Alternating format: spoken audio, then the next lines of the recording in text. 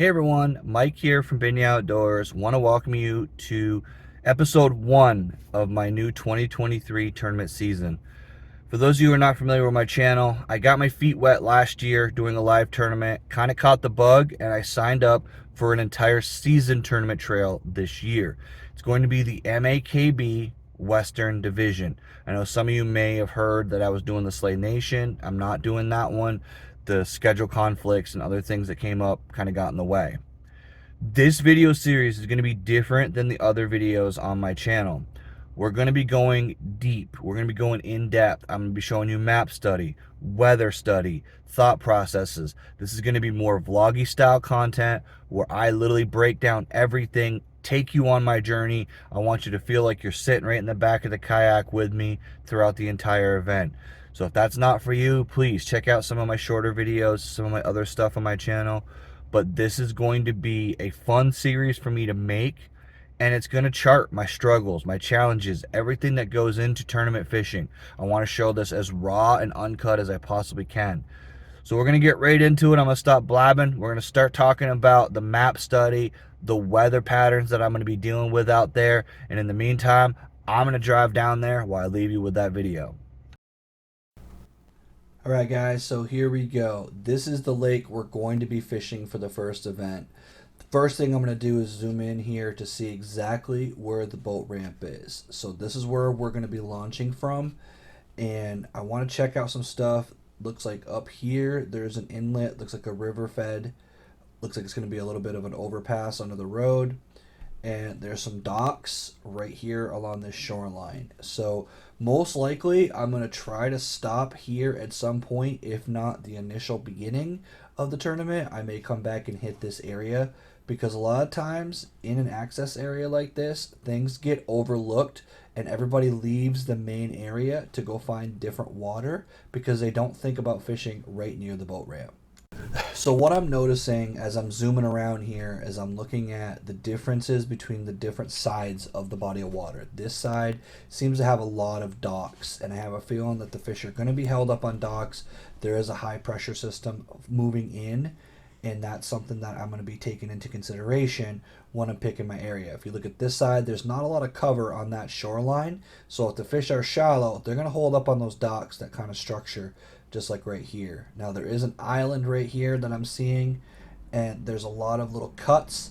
This island is going to be something that I definitely want to fish around that at least a little bit. Now that I've kind of seen exactly what the edges of this place look like, what I'm going to do is I'm going to show you guys, I'm going to draw you out some different areas that I want to fish based on a depth chart map. So in case you've never seen one of these, this is what a depth chart map looks like. You just kind of Google lake name followed by depth chart map. A lot of times you'll get these little ads and stuff like this on here if you're not paying for the service. But the reason why this is useful is if you look, you'll see the lines and contours of different depths. And I look for things like this right here. See where there's a bunch of different lines? That means there's a bunch of different depth changes. When you're searching for fish, this will help you identify where they're holed up. This is a little bit of a hole right here. It looks like there's something raised up. Down here a little bit further, same kind of deal. A bunch of different depth contour lines, bunch of different changes in elevation underneath the water. Right here, this right here is that island I was talking about. And as you can see, it looks like it goes everywhere from 10 feet right down to nothing. There is a little bit of a deeper pocket on the inside. And that is something that I look for because it allows me to look and see where I can fish to be most efficient. I can fish all different depths in one single area, see if they're relating to a certain depth that they're suspending. There's a deeper end down here. It looks like this whole southern end is a lot deeper. I am not good at deep fishing, so I most likely will only fish stuff like this right here, where I have an inside turn and a lot of different depth ranges that I can cover in a small area. So this is going to be my game plan. If you see area number 1, that's going to be the first area that I stop at. And what I mean by stop is that's going to be somewhere where I take some time, I break it down, I fish it efficiently, but I also, make sure that I pick it apart just a little bit. Area 2 is going to be another area that I'm going to kind of hover around, stay in that area a little bit, see if I can figure out what's going on, what baits they're interested in, because I do think that with the current weather conditions, that there is going to be a lot of fish that are going to be holding on cover. And what I mean by weather conditions is that there's a high pressure system moving in. So if those of you who aren't familiar, high pressure means that the fish are typically going to go deeper. They're going to be a little bit more lethargic. They're not going to be as likely to bite. Now, this storm is actually something that has been the same pressure for multiple days, according to the forecast that I looked at. So if they are relating to deeper water, I also want to check out this number 3.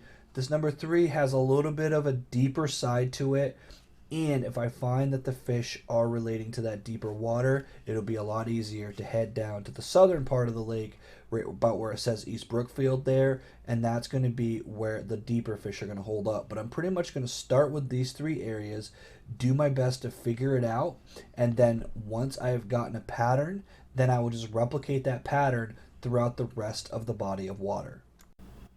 So the game plan is set. I'm going to be using a little bit of everything. It's going to be a junk fishing day because of the weather, because of the conditions, and because I do not know this body of water. I've never fished here. I've never seen this body of water. It's going to be the first time that I've ever seen it when I launch my kayak for the initial tournament. So ultimately, I'm going to spend my time picking apart 1 and 2, work on 3, and then somewhere in between, probably up that shoreline back towards 1, and I'm going to work square bills, I'm going to work chatterbaits, I'm going to work every bait in my arsenal and try to figure things out. Now the wind is supposed to pick up later on in the afternoon, so I'm probably going to go with my quieter baits to start out and then work into louder baits as that wind picks up. So that's my plan. We're going to see if it works. Let's head out to the water and execute this. Well, here we are, guys. We are not quite to lines in yet. Got a few more minutes before that happens, but we are on the water. I got 9 minutes till I can start fishing. The first assessment is already beginning. Everybody went out to the right hand side of this body of water. So me not liking to crowd fish, what I'm going to do is I'm actually going to head left. I'm going to go to the left side from the ramp, and I'm going to work the opposite angle of where I originally intended. If you guys just watched my map study video, you know that my intention was to actually fish basically where everybody is, but that's not going to happen now because I don't want to crowd fish. I don't want to get in the way of those guys. So I'm going to do something entirely different. It may be a mistake and they may get on them right off, but ultimately we're going to find out once I get out there. So I'm getting in position now. Got a few little issues. My electronics are not cooperating, so I'm not sure how deep I am. But ultimately, we're going to see if we can do something different than everybody else and get a positive result. Water clarity is 0.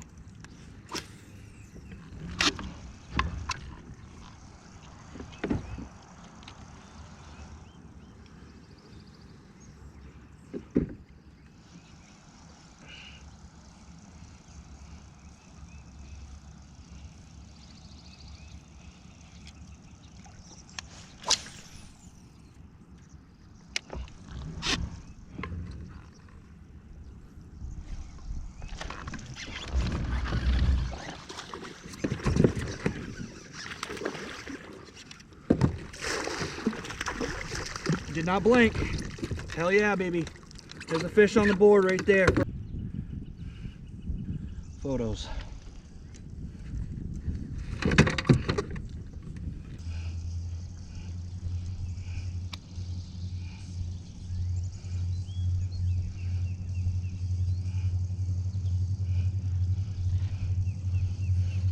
Make sure I got a good photo.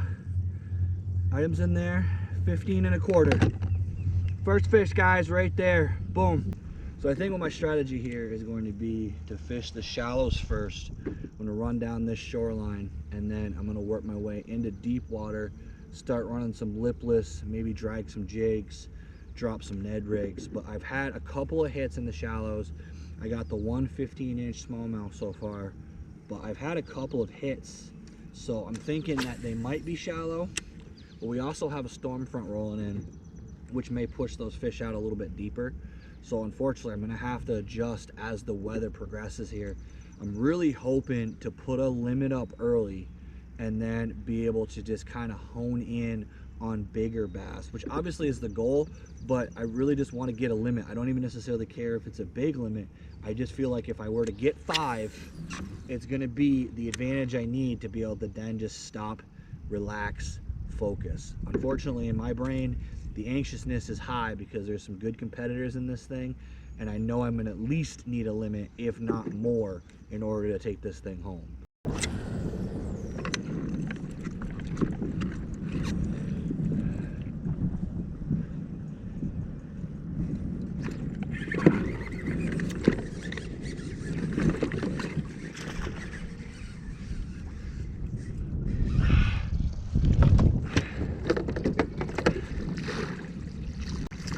Smallmouth, number 2.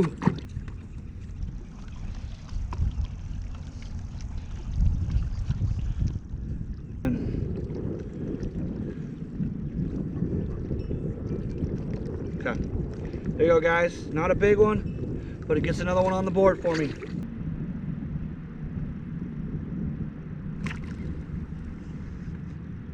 Oh, that's a big fish. Holy shit. That's a big bass. Oh, come on, buddy. Come on, buddy. Yeah! Oh, yeah. That was not what I was expecting to happen, but I'm so happy about that. This is the kind of bass that we're looking for, guys. He is 16 1/4. There he is, guys. That's probably the biggest one of the day right there, 16 1/4. I'm excited to throw him back. Let me just make sure my photos look good before we get him back in the water, because he is the biggest one of the day. He is definitely on the board.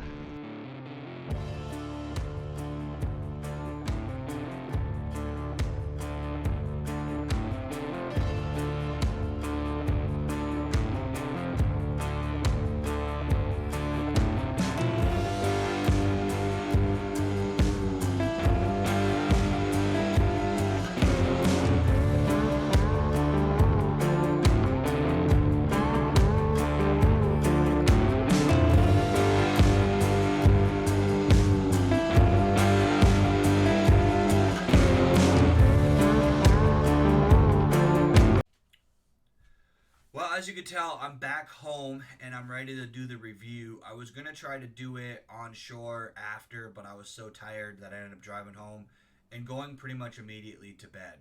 So, first of all, the beginning of the tournament, I made some mistakes, and I want to talk about that first, and then I'll talk about some positives.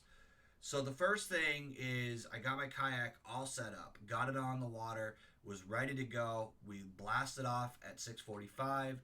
I had till 7 o'clock to fish. Could not get my transducer to communicate with my fish finder, so I was fishing blind initially. So that was my first mistake. Mistake number 1, I had plenty of time to turn my fish finder on to see if it was functioning, and that's something that I will not make the mistake of again.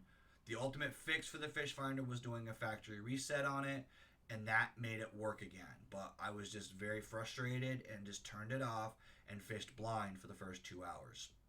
The second thing that I made the mistake of is I forgot my net. And for these types of tournaments, it's very important to have your net to be able to get your board ready to measure your fish. I forgot it, so it cost me an extra 10 minutes running back to shore. Could have cost me a lot more if I didn't figure it out sooner. So that's something that I definitely will not make that same mistake again. The other thing that I did wrong while we're talking negatives is I let where other anglers started, I let where other anglers were fishing dictate where I fished. I tried to fish where they weren't, and that was a mistake. I really think I should have not necessarily crowded them, and it wasn't like they were being aggressive. It wasn't that kind of thing. It was in my head that I wasn't supposed to fish near those guys. I wasn't supposed to be near those guys. I was supposed to be by myself, even though they were all kind of fishing in a group. And I really should have moved in, not crowded, not been too close, but ultimately I should have just fished the areas that I knew where there would be fish rather than letting myself mentally get pushed around and get pushed into a different area. And again, these guys didn't push me. These guys didn't say anything at all. They would have been more than happy to have me there. It was just in my head. Some positives. I did figure out a pattern. I spun out. I stopped myself. I checked myself. I went back to where I had found fish.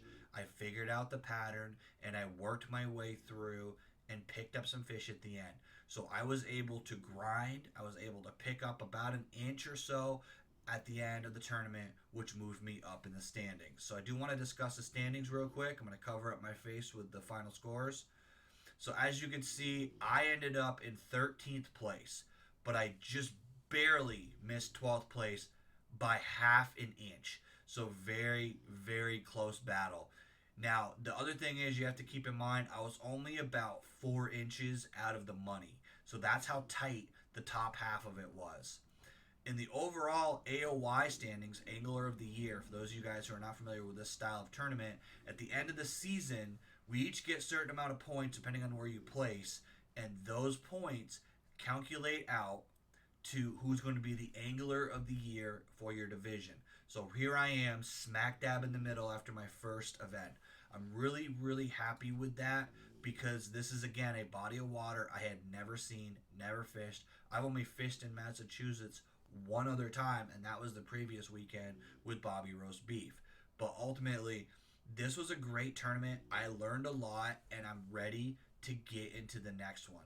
So, I want to thank you for coming along with me. If you've been here for this long, if you watched this whole video, I really appreciate you taking the time to watch this entire video. I know it was a long one. I'm going to be doing one of these for every single tournament that I participate in, whether it's MAKB or otherwise, and I'm going to be breaking them all down in this long form format. If you have any suggestions, any ideas, any comments, put them down below. I really appreciate feedback. I'm looking to build this thing into something bigger. It's going to be another subset of my channel, specifically targeting at tournaments. I want to thank you guys for coming along with me again. I really appreciate it, and as always, let's get out there and catch more fish.